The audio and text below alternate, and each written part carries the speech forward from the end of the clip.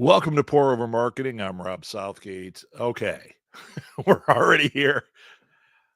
I had no idea. My hair looks a little disheveled today. It is Saturday morning at 8 a.m. in Chicago. So, yeah, you're going to have a wee bit of disheveled out of me. Let me get this straight so I look like I'm looking at you.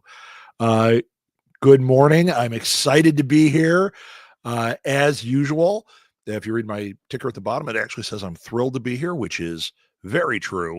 I have a few things I want to talk about today. And I have I have a lot of things I want to talk about. Hopefully we'll get some watchers in here and some people that are joining us for this. Uh ooh, it's early. Listen to that voice. Got to get that coffee in. Today I'm drinking out of my Interlaken Parent mug, which I absolutely love. That's always great swag. If you're doing an event, if you have you're doing a live event or something, and there's actually a little bit of budget and you can afford swag, mugs are good. You don't have to give them away. You can sell them. Just kind of treat them as a loss leader. If you think you're going to make a lot of money off of them, then it's not swag. Then you're selling mugs. But like this, I'm sure these cost them about $3 a piece, maybe more, maybe $5. And they were selling them regularly for like 15. So they are making money on it. But the weekend that we picked Molly up, they had a bunch of these, the grandparent, interlocking grandparent, interlocking parent, interlocking student. They had them on a table. They were like $5 each. And of course, I mean, it's a loss leader. You're not really, you look at that, you buy it for $5 and you're like, you know what? That was only $5. I'm going to buy a shirt. I'm going to buy whatever. Right. But if you get it right, if you get a good quality mug, and you could charge like $10 for it, it sticks around. I mean, there's no logo here. It's just Interlochen Parent. But every time I see it, every time I use it, what do I think of? Molly at Interlochen. Where is it? I don't know where it went. I did the one for, I created one for profit that said God Morning, for profit film on it.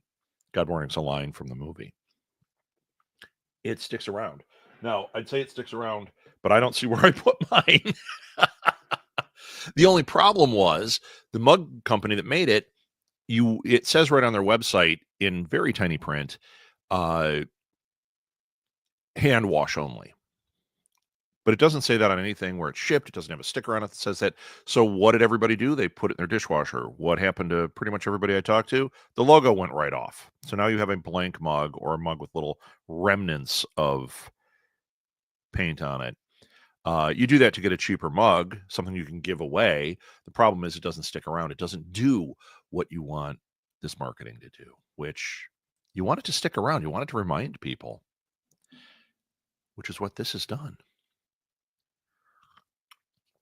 So if anyone has a good mug manufacturer that has a decent price where you can order 20 mugs and not spend $10 each, because let's face it, 20 mugs, $10 each, you're going to give them away and you're going to feel like you're not getting back what you want. Even though I'm talking about how it hangs around, you could get 20 people that want nothing to do with your car detailing business, with your podcast business.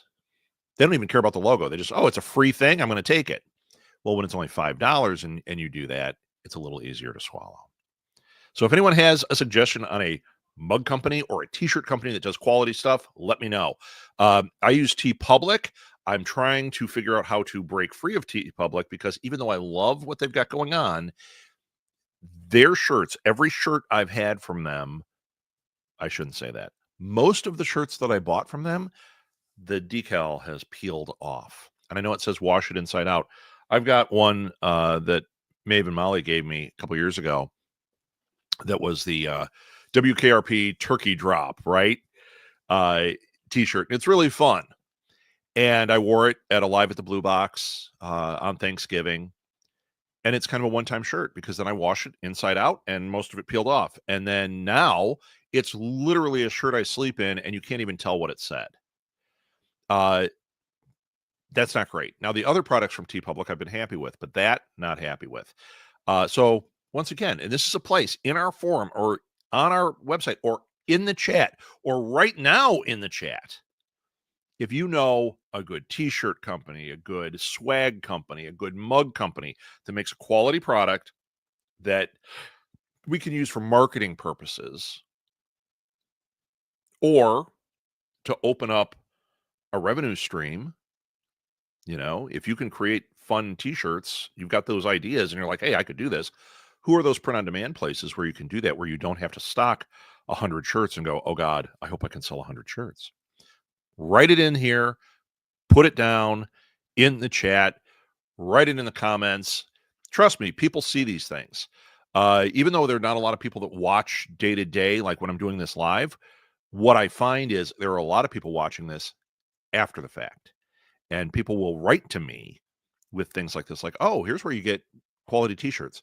Share it here. Share it so everybody can have this shared experience. And I do want to point out again that my hair looks terrible. I don't know what's going on. I probably should have worn a cap today. What happens, right? So we've got a couple of people watching. I've already got a couple of thumbs up. I love that.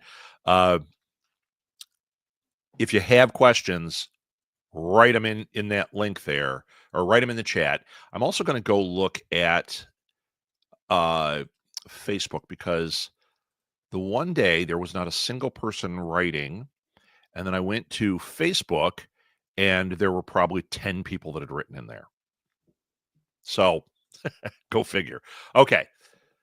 And if you're there, say hi. So something happened this week. We went to a funeral. Okay. And at the funeral, those of you that watch regularly kind of know who each other are that watch regularly because you'll comment a lot and I'll comment on you. Bruce, my friend that watches a lot, and he's the one that was retiring and starting the car detailing business, which is why I bring that up because it's such a juicy one to kind of like play with. If you can market a car detailing business and do these fun things, you can do it with just about anything because car detailing is a basic service that's probably hard to market, So I like to talk about that one. So anyway, I sat next to Bruce at the funeral and I got to do a little market research. And there's lesson 1 today. Don't be afraid to do your market research. If you have somebody who interacts with what you do, a friend, somebody you meet randomly, you can even set it up like, hey, I need to do a little market research for a minute and ask a few questions. Here's what happens.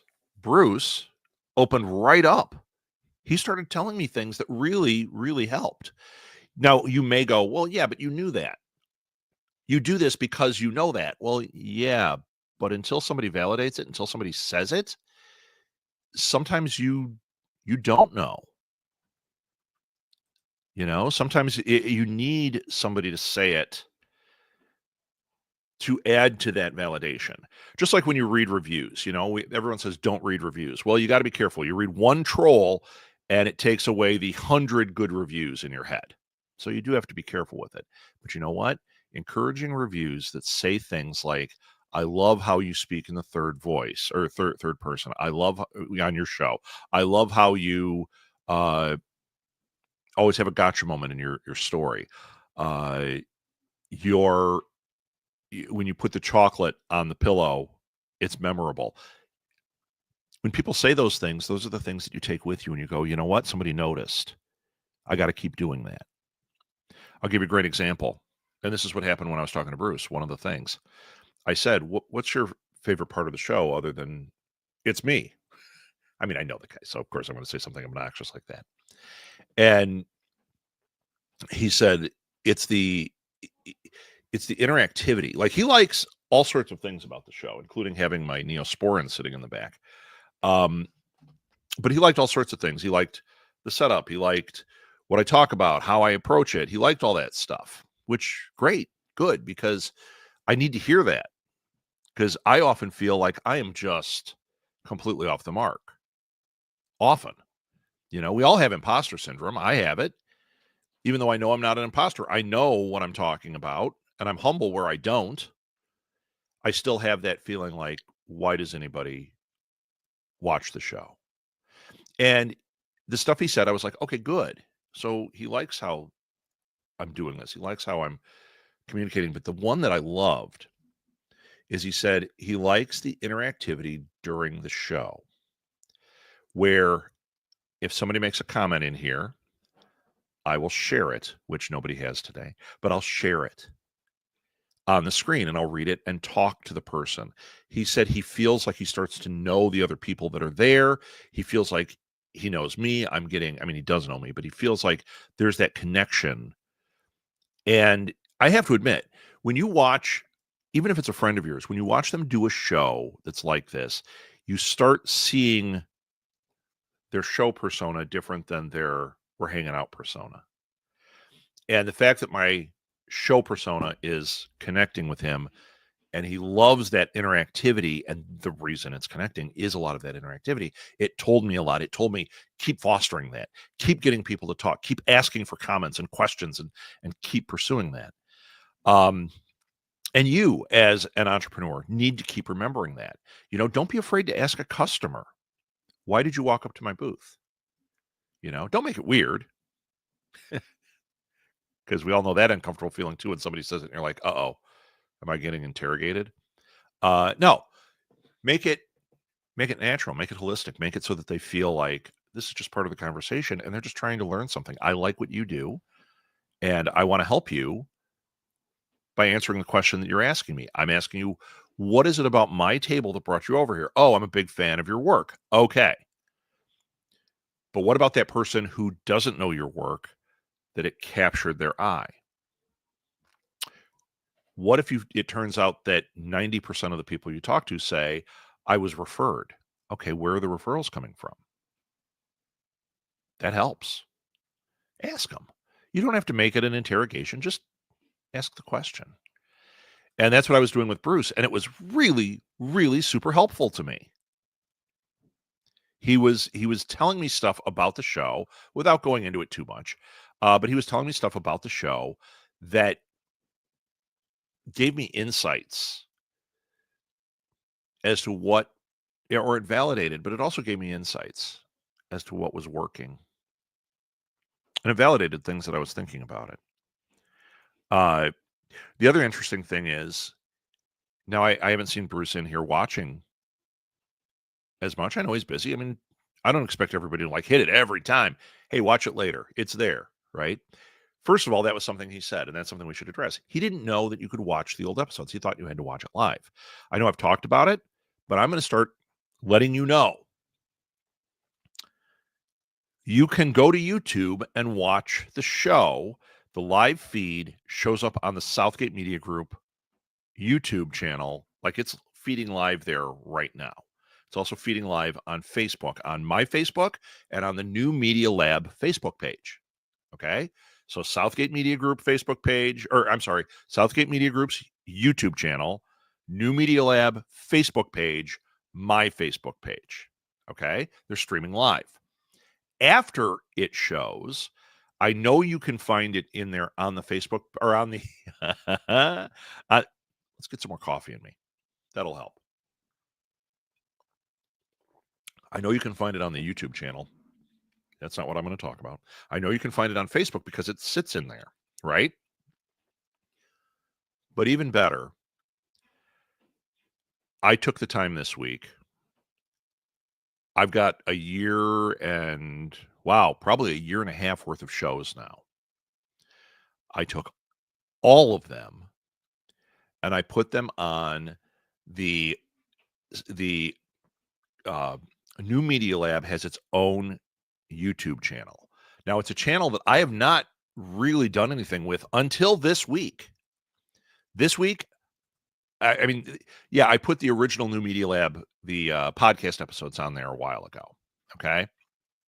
They just kind of sit there. I don't do anything with them. This week I said, you know what? we're going to make this thing work. We're going to do something with this. So I put here, I'm going to put the link in here. I don't know if this has the correct link, or I think that we actually have one that says youtube.com/channel/new media lab.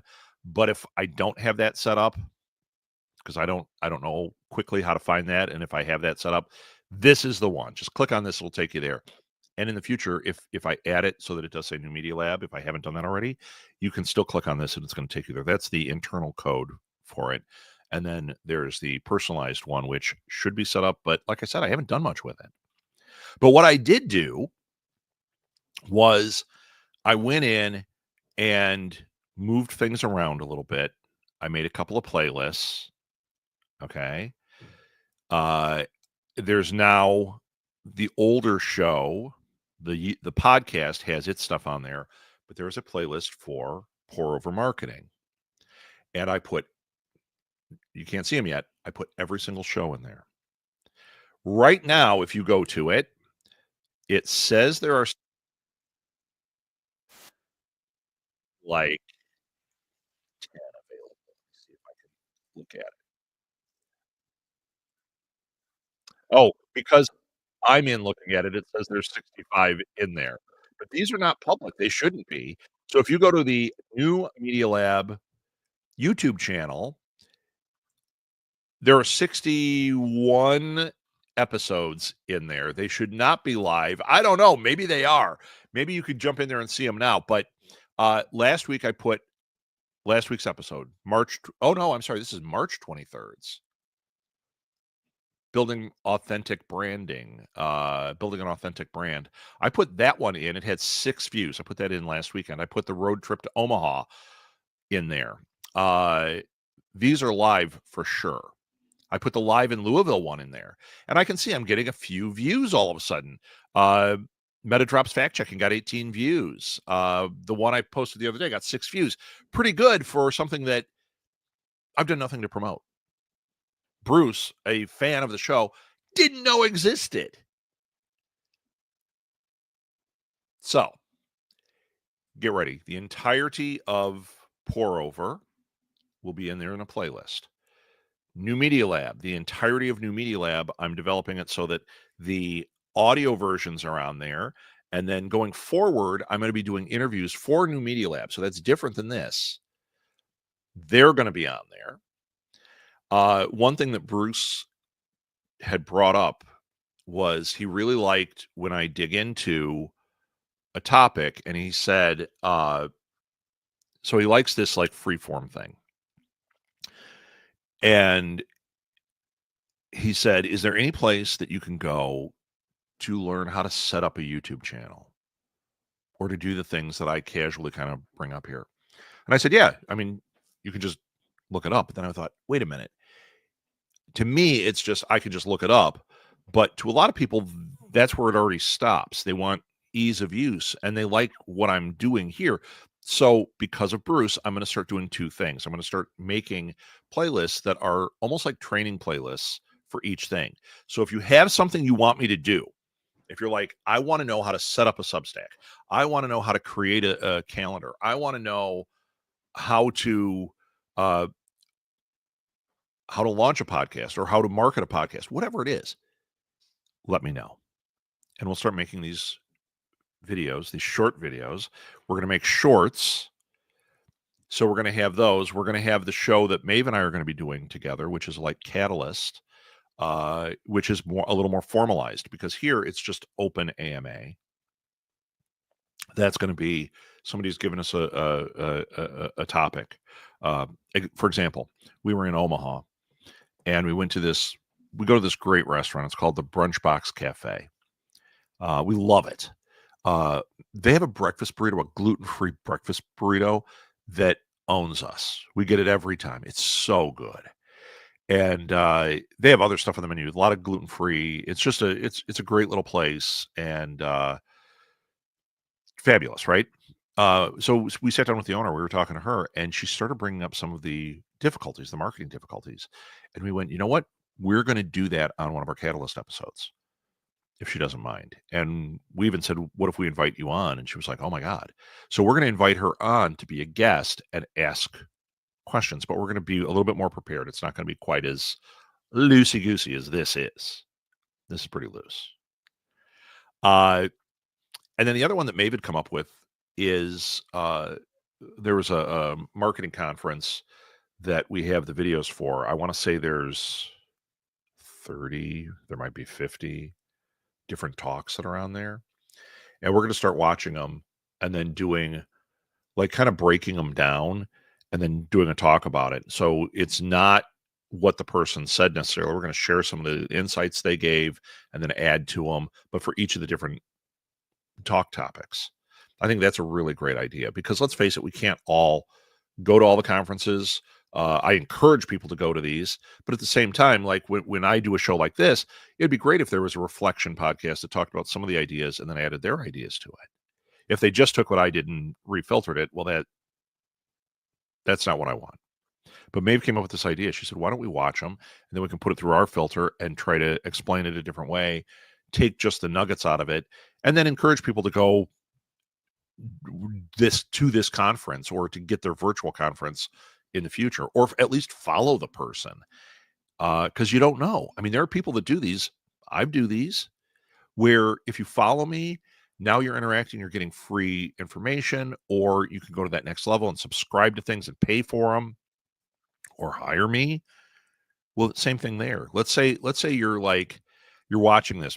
Here's Bruce. He's asking me about setting up YouTube. I can do my thing, but let's say there's somebody on that conference that has a really good like insight into building your audience on YouTube. I share a couple of ideas, but that person's going to have a bigger well to pull from. All of a sudden now you're exposed to their ideas and you go, hey, these are pretty good. You follow them and you realize, wow, they share a lot of information. Oh, and they do consulting. I can spend $100 or $200 and have a session with them where they look at my stuff and answer my questions and we get my thing really rolling. That's invaluable. So going forward, we are going to be adding all of that. The other thing that he asked for was, or he brought up, was he likes when I do it on Saturday morning. And I get that. I love it. But a lot of people don't get up this early. Take my West Coast people, which I have, they're not up at 6 a.m.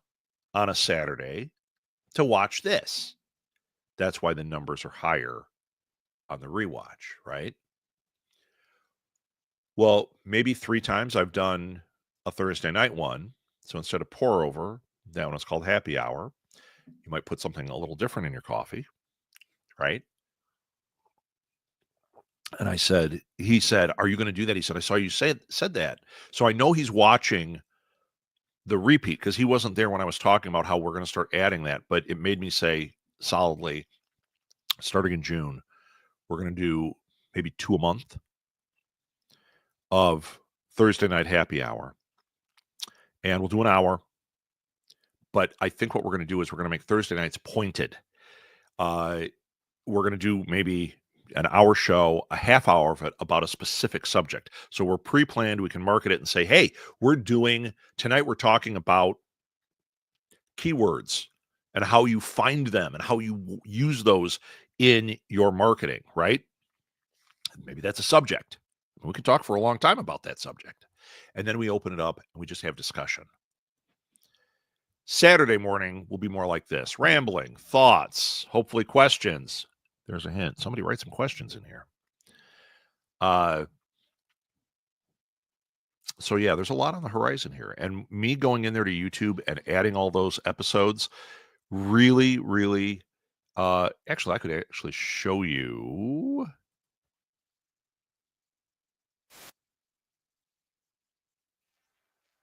I'm going to turn the video off. I'm going to share the screen so you can see. Share screen. Allow. Share. Boom. There it is. There is the New Media Lab YouTube channel. I got to fix the logo. I like the logo. I like this up here because it looks like pour over marketing, but I got to fix that. This looks good. You can see we've got videos in here. There's the new one. Yeah, I talk with my hands. There's the Omaha one. Shot on my iPhone, so different. You can see these have these. There's the old New Media Lab series, which is coming back. So those of you that like this, if you you're going to get more marketing there, but you're also going to get a little bit more pointed towards podcasting, blogging, things like that. It's not as it's not quite as general, but I guess it is. I do a lot of that one is just guess. Okay. But you can see it's here. And look, that was an old show we had on there. We used to do New Media Lab, and then we had Social Media Mondays. And then we had a second or a third show that was called, I want to say it was called like Creators Lab or something. And I had a podcaster that was newer to marketing their stuff. And for one season, they would come on and just ask questions, and I'd answer questions for a half hour, kind of like if you had a consulting session that was AMA style. So I'll put those on here too when I as I build this out. But you can see it's building out. It's going to be cool. Okay, so I can stop sharing that. How do I stop screen? There we go. I'm back. So lots of insights this week, and for you with your business, I encourage you to ask followers, ask friends pointedly when you have interaction. Like Bruce, we sat down and I said, before we start talking about the crap we're going to talk about, I have a couple questions, little market research. He was like, great. We ended up talking about it, had this great conversation. I got all these insights and all this validation that I was looking for certain things, right? He could have gone the other way. He could have said, yeah, I just like it. I mean, I think you're fun because we're friends. And I would have gone, okay. But instead, the friend part of it was negligible. He was really talking about the show and the structure. And when I was talking about some of these things that we're going to be adding in, he got like, oh, that's really cool. You should do this. He had ideas. That's something I've said for a long time. I don't know if I say it here enough, but there's genius right next to you. What I mean by that is I don't care who it is. You don't know what their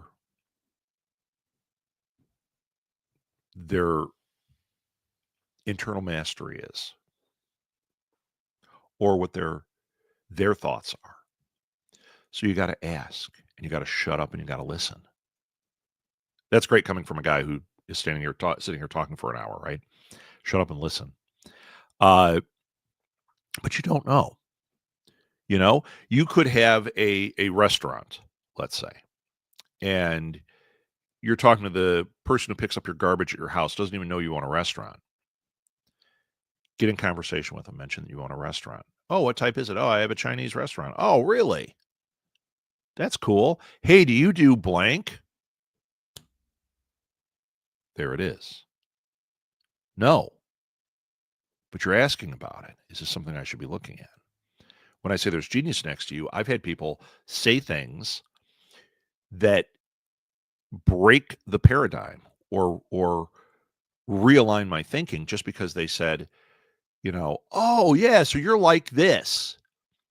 Have you ever tried marketing it this way? Have you ever tried having a guest on that did this? And you go, wow, you're my garbage man. You're my kid's first grade teacher. You're marketing specialist. And I didn't know it. You're a whatever. It doesn't mean we know one thing. One of the premises of this show, something that I've talked about a lot, I try to talk about different businesses because at the heart of it, we are all trying for the same thing. We are all trying to get our message out, hopefully enrich the world with what we're doing. And it doesn't matter what it is.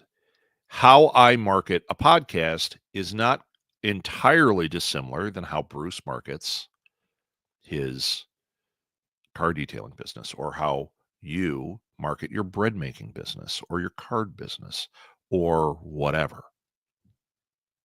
Yes, there are certain things that work better for the different industries. We get into that. We get at the base of that.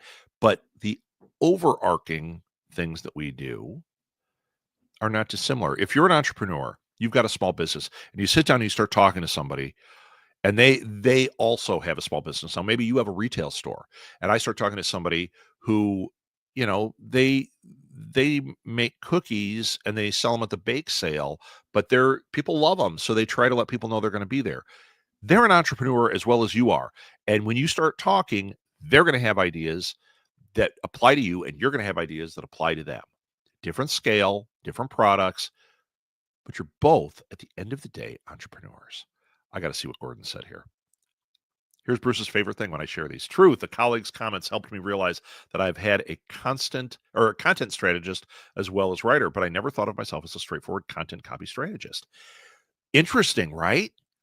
As soon as somebody points it out, sometimes we get that realization like, wait a minute, maybe I should learn a little bit more about that. For me, I didn't realize that a part of what I do, a big part of what I do, would actually fall under the category of PR. What I know of PR, how I do PR, that's a different animal. But then when I started looking into PR, I realized, oh, a lot of what I do is PR. Now I have a different understanding of how I approach things. It's like when I got my position where I'm VP of marketing and growth. Guess what we realized? 99% of what I think about and do is growth. And the tool I wield for that is marketing and PR. Interesting. Yeah, Gordon, I agree with your friend or your colleague. I don't know if you like him. But I follow your stuff. I know you enough. I would say you are a content strategist as well as definitely a writer. I think you think of yourself as a writer first, but you're still doing marketing strategy and content strategy. Absolutely. And event coordinating. Event coordinating is its own animal. And you do that consistently. Does it mean you're perfect at it? No. Am I perfect at it? No. Certainly not.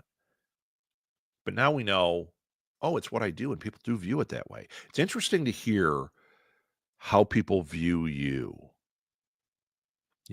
We have a perception of what we are and what we do.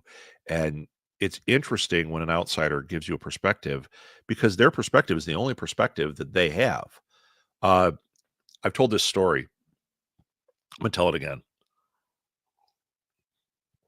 I was at a gaming convention. I didn't have a gaming show or anything.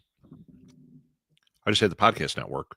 We talk about gaming a little bit, but I was there to cover it for This Week in Geek and to get some, potential guests for different things. And I'm outside of my bubble.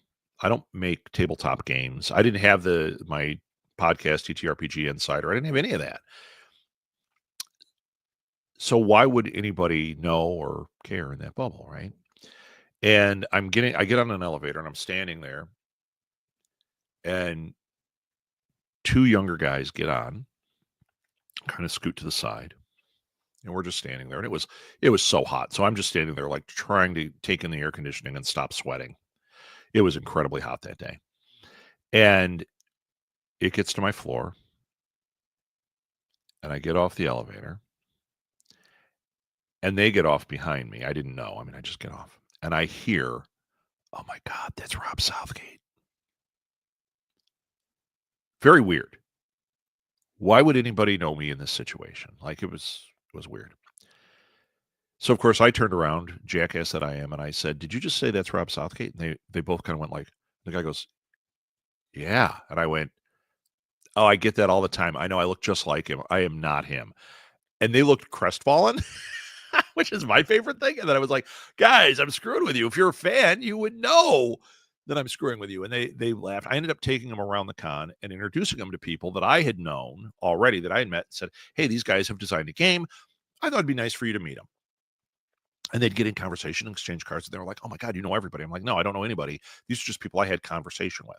What was interesting, the reason I tell that story is it goes back to what I was just saying. Their perception of me was, number one, that I was a big player in the gaming industry. I had no foothold. But because I had already walked through and did my thing, did my PR thing, did my networking, all these people knew me as I walked through there. And I would be like, oh, hey, here's some guys you should meet. They felt like they'd gotten the keys to the kingdom. The reason they knew me is, to them, perception is everything. The guy who said, oh my God, that's Rob Southgate, was like a super fan of one of our shows. I don't remember which one. At that time, it could have been Disturbed. It could have been Enough Said. It could have been The Killing that I did with Maeve. It could have been Orange is the New Black or This Week of Geek. Who knows? I was on 50 shows, right? Not quite. Maybe 20. But he was a super fan, and he had talked about me to the other friends. So when he saw me and he heard my voice, he was like, that's him.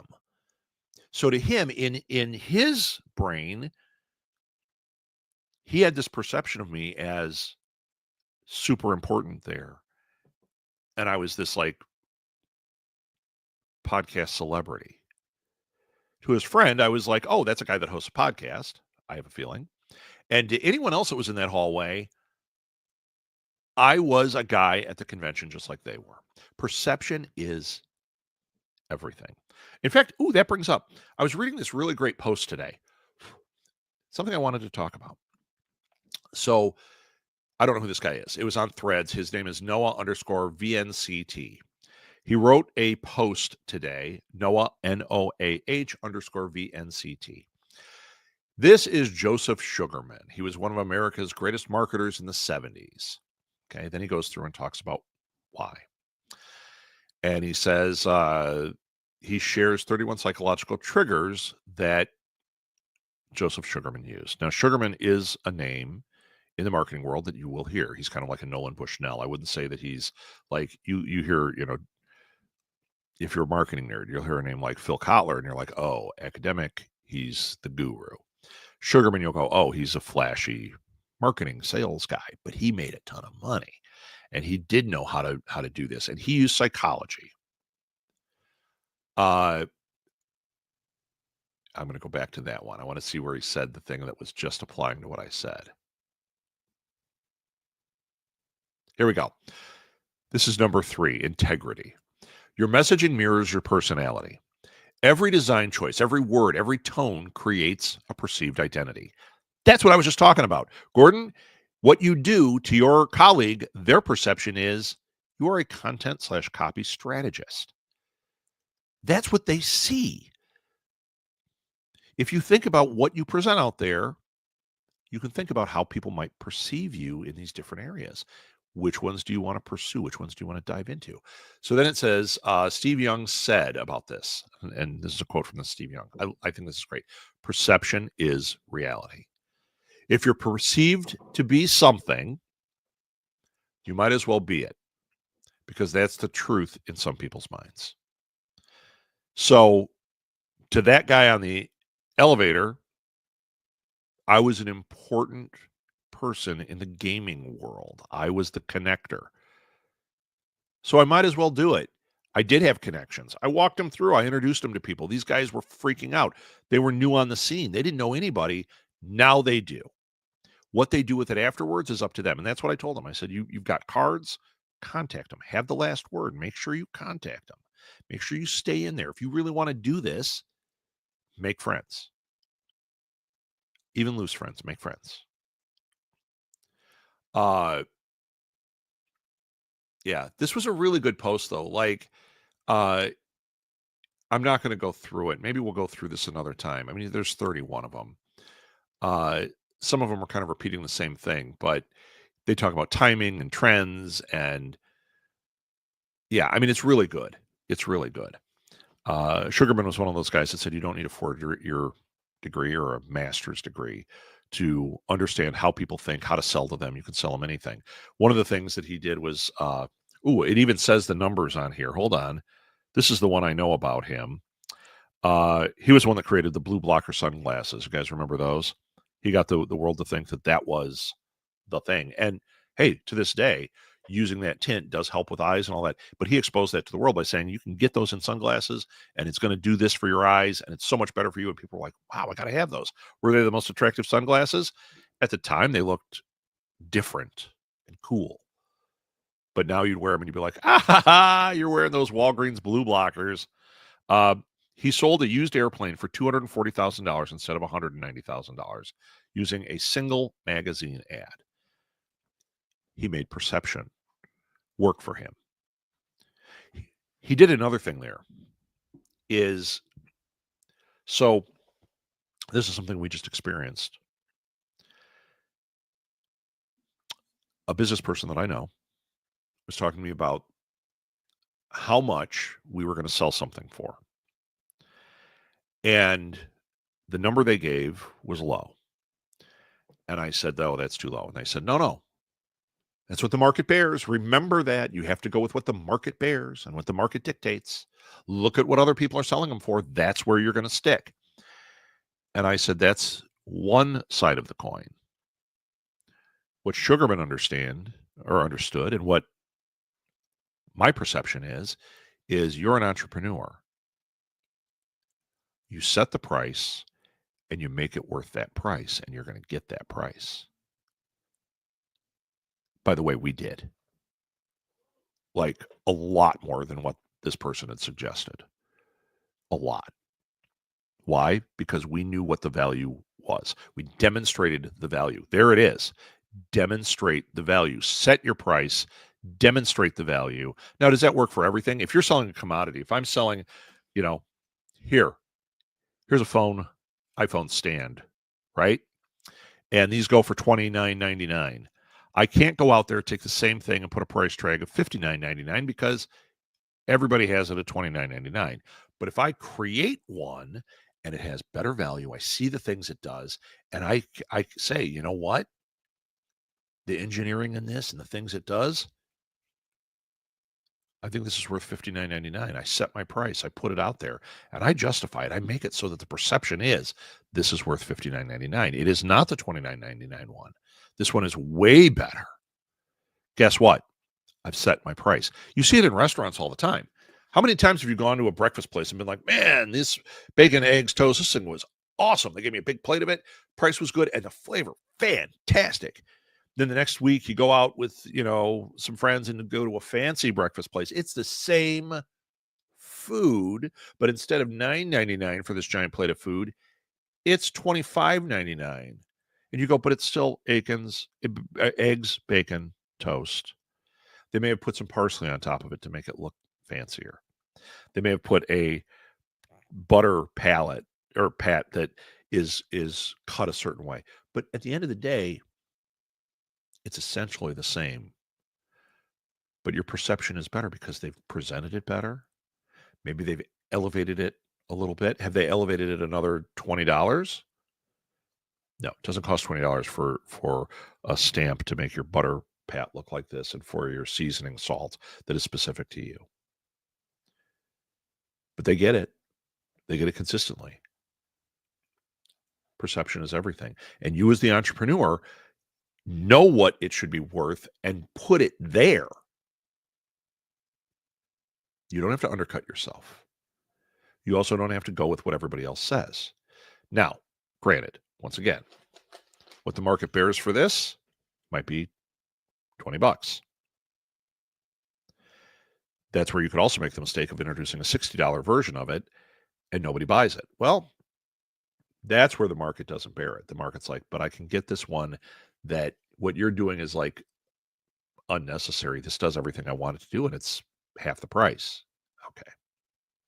Got to know that too. So we talk about Bruce again, and he's got his car detailing business. Okay. And what he does this like amazing job, right? But if he does this amazing job and there's other car detailing people there that do pretty close to the same, he can't double the price. He has to say, what does car detailing go for? If, Earl Scheib will paint your car for $99.99, okay? Great. So now everyone thinks to paint your car it's $99.99. But then when you go to an actual place that does like super professional stuff, you go, oh crap, it's $600 for this. Why is that $99.99? This is $600. Well, it's more than just perceived value. I could show you. I, as the entrepreneur, have set the price. This is what it is, and you can see why. I don't know how I got off on that. Sugarman did it. It's like the Simpsons did it. Sugarman did it. Where are my questions at? I'm not getting any questions here. Not even on Facebook. That's okay. So I'm going to put Sugarman aside. I wanted to go through those, but we're not going to today. Trying to think what else. Oh, the other thing this week is I told you about how I was doing this YouTube thing. I have been watching videos about your YouTube channel and getting some incredible insights, stuff that I'm going to use and share. I watched this guy. Oh, can I quickly get to him? Probably not. Because I don't know which one I watched it from. Oh, shoot. Let's see if it's on here. No, it's not. Let's go to this one. I'm going to look at this one and see. Got to go to history. Nope. Okay. Forget it. So what I did was I was trying to figure out, as I was adding all these episodes to do Media Lab and trying to update it, what I want to do is I want to get the titles right. I want to get the descriptions right. I want to start adding all the things that I didn't do in the past. Okay. And this guy had this thing. He said 12 steps on how I grew on YouTube. I loved the video because at the beginning of it, he had 32 subscribers, but his numbers were higher in views. And he showed how I optimized. I added keywords. I didn't have them to my channel. And he showed I did this, and then he showed how the number went up. And he was like, on average, I found that when I do this, because he now has a bunch of channels, and he said, when I do these steps, and I've analyzed them, it seems to be like a 10% increase, a 20% increase with each of these steps. By the time he got to step 12, and they were all very doable. It was only the first maybe two that were pretty intense as far as the amount of work you have to do, because that's where you have to figure out your keywords. That takes a bit of work. You can steal from your neighbors and say, hey, their keywords are working, I'm going to use those. You can, go to Google and type in, what are keywords for blank? Great, that works. But then he had this whole process that he showed on how he really boiled it down to find the most effective keywords and figure out the trends. Those are the two hardest steps. When he did that, it didn't make things tick up much, but when he did the later things, these little things where he's just like moving the shell this much, putting a light this way, wham, big. So by the end, it was like a 1,000% increase per video. I will share those. Maybe I'll write something up that talks about that, or maybe I'll try to get him on. That would be even better. Try to get him on and have him do a one of our happy hours. It was really great, really informative, and I've barely started doing that. I got all the episodes on. I've started doing some keyword research. It's going to take me a couple of weeks to do these, but when I'm done, it's going to be across the board, and it's going to make those numbers go up. I can tell because I've already seen an increase. Okay. Oh, Chelsea wrote, hi, Chelsea. I'm glad you're here. For small businesses who are trying to generate content, do you think StreamYard is worth the price, or is there another service that's cheaper that would be better to start with?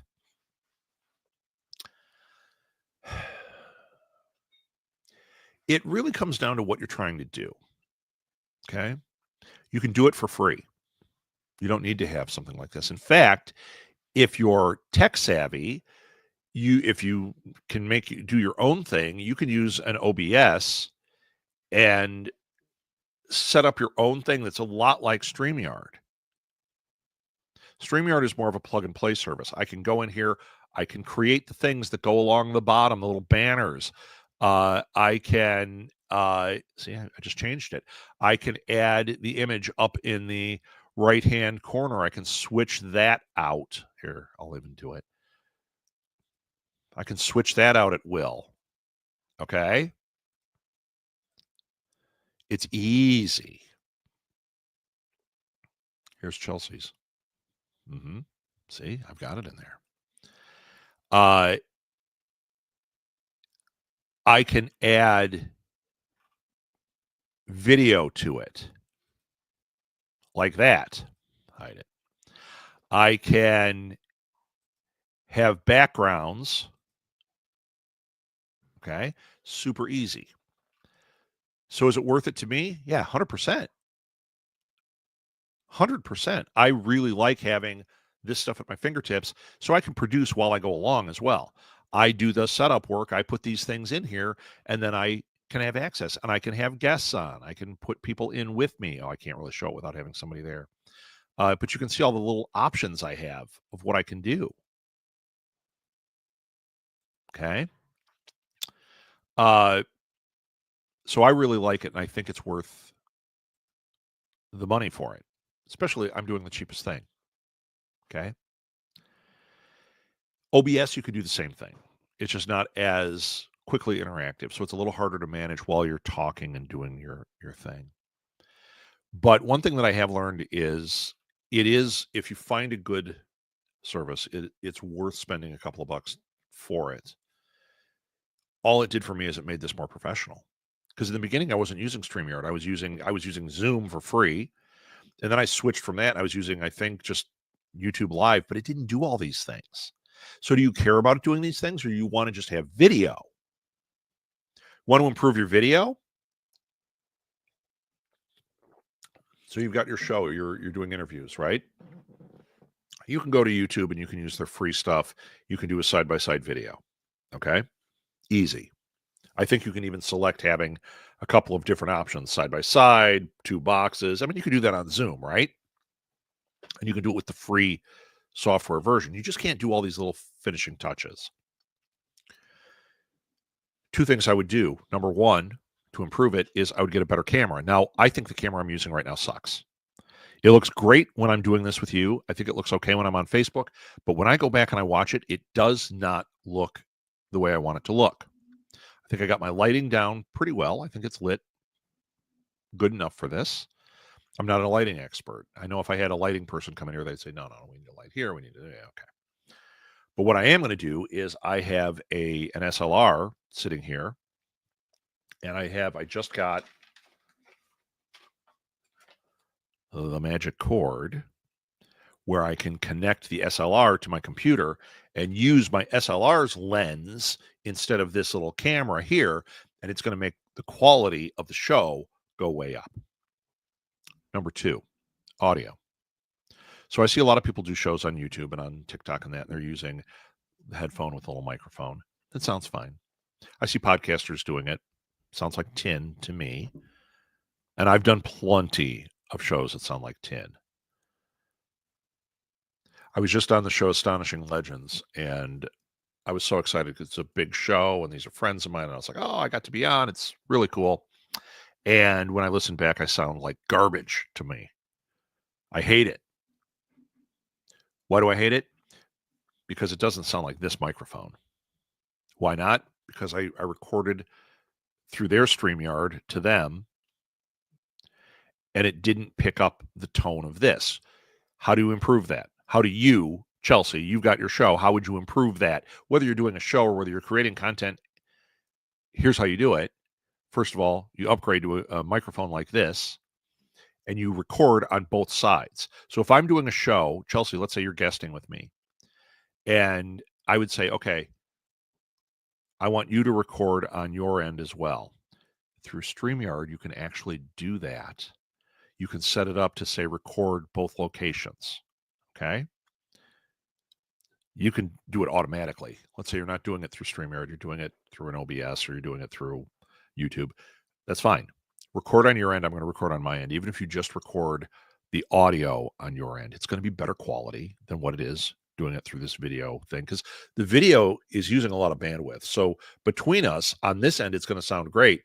But when I get your recorded version, it's going to have a bit more of a tin sound. So if you record on your end and I record on my end and you send me your file, or in StreamYard's case, it automatically gives me both files, I believe. You might have to send it. I now have pure audio from your side. I have pure audio from my side, and I can manipulate it, and it sounds significantly better. Why we didn't do that on Astonishing Legends, I don't know. But I hate how it sounds. They sound great. I sound like tin. So how do you improve it? That's how you do it. Record on both ends. Even a crappy microphone can do that. And when I say get a microphone, I'm like, this is an expensive microphone, right? You don't have to have an expensive microphone. We had a show. It was a gaming show way back, 12 years ago. And I'm listening to it, and I'm like, wow, Brandon sounds great. Why does his sound so good? I had a Blue Yeti. It sounded good. It sounded like tin now that I listen to those shows. I'm like, especially compared to this. I mean, this thing is beautiful. I love this. He sounded great though. And I'm like, what's up? So I asked him, and he didn't want to tell me what the microphone was and what his setup was. Turns out he was just going directly into his PC and recording. Okay, wow. But he was recording on his end. That improves it. Number two, the microphone he was using was a used GarageBand microphone, not GarageBand, Rock Band microphone that he got at a gaming store. He's like, it cost me $5. Sounded fantastic. I mean, you don't have to spend a fortune. It's the things around it that you do. Isn't that true of just about any of this? It's the things around it that matter. So you want to improve that content without having to pay for this? You use a free service. They're out there. You could use YouTube. You could use Zoom. You could use Substack. Substack has a video thing where we can do a side-by-side. Have a microphone that you think sounds good. Record on your end. Have any guest record on their end. Stitch them together. Always be looking. Where can you make improvements? I don't like how this camera works. I've had it forever. It's an HD camera. I don't think it looks that good. So I'm switching to this SLR. I think it's going to improve the quality greatly.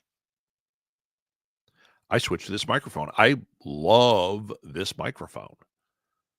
I think this is the best podcasting microphone I've encountered of all. Did it cost a little money? Sure. In the beginning, would I tell people to get one? No. Because if you're going to do 10 episodes and you're out, why would you spend that money? But you have to get StreamYard? No. Do I love it? Yeah, I highly recommend it. But it depends on what you're doing with it. So Chelsea, you can write me because you know me.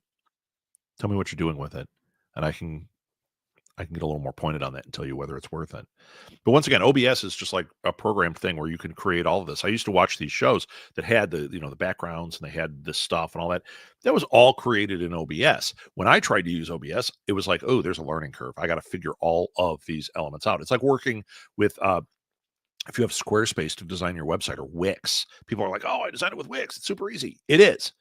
There is a difference between using Wix and using WordPress. WordPress, you have more control. There's a lot more you can do with it. There's a lot better as far as SEO and that you can do with WordPress. I'm not going to get into all that, but yeah, you can do more. With the OBS, I'm sure you can do more. I don't see at a certain level using this. You use an OBS and you create your own custom environment that does these things, but there's a learning curve. There's a lot of work. And when I'm doing it myself, I got to be able to switch my media assets on the fly. As I'm sitting here, I need to be able to switch the assets, right? I need to be able to do stuff like that and that, right? I can't do that, at least quickly, with OBS because I don't know it. Boom. Dreaming big. I hope I answered that question. I see another comment. Thinking I want to up my author channel with some logos from longer form videos. You know what? Once again, you can do it without having StreamYard. But if you want it to look like this, the easiest way is to have something like StreamYard. That's what I recommend. StreamYard is so easy. That's why I'm wondering if it's worth it for me solo. I think it is. But once again, how are you using it? What is it? What is its purpose? What is it doing? You know, in my case, I mean, I'm solo. Is it worth it? Yeah, totally. Totally. But I don't know your situation. You have to weigh that against it. You want it to look like this and do all these things? Yeah, absolutely. It's kind of like Canva. You can do Canva for free, but if you have a pro account, it opens up a lot of other things that you go, oh, wait a minute. This is actually worth it. I used to use one called Pixelmator that was free, and I really liked it. I did tons of stuff on it. Then I started using Canva. I didn't like Canva as much. Then I got the Canva Pro because Pixelmator started charging, and it wasn't worth it, right? It wasn't that good that it was worth paying for.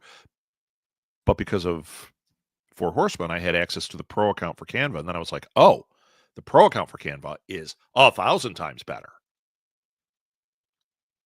So I use it all the time. Now, is it as good as using Photoshop? Somebody that can really work Photoshop is going to be able to do a lot more. But I'm not learning Photoshop. I need to do stuff on the fly. I need to work what I've got, and it comes out good. I mean, I think these logos look pretty good. You know, I mean, this stuff all looks good. I didn't make that. I made this. Make sense? Okay. We've hit the end. There we go. So I'll be back next Saturday. I will do an episode that morning. If you have questions in the meantime, write to me. I'd love to get some more conversation going. I love that. Thank you, Chelsea, for chiming in with that. Thank you, Gordon, for chiming in. Starting in June, we will be starting up with I think, twice a month. We'll be doing Thursday nights. We'll be doing happy hour as well.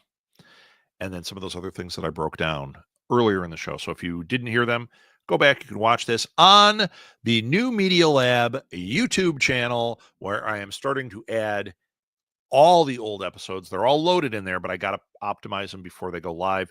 So you'll have over a year, almost a year and a half worth of pour over marketing all in one place. And then all the new content's going to start up. And yeah, it's very exciting. So there we go. That's it. If you want to hire me for coaching, you want to talk about consulting and hire me, just reach out to me. Reach out to me and we'll set that up. Okay. I'm here for you. And I would love to help you make your business rock or percolate. I don't know. We're talking coffee metaphors now.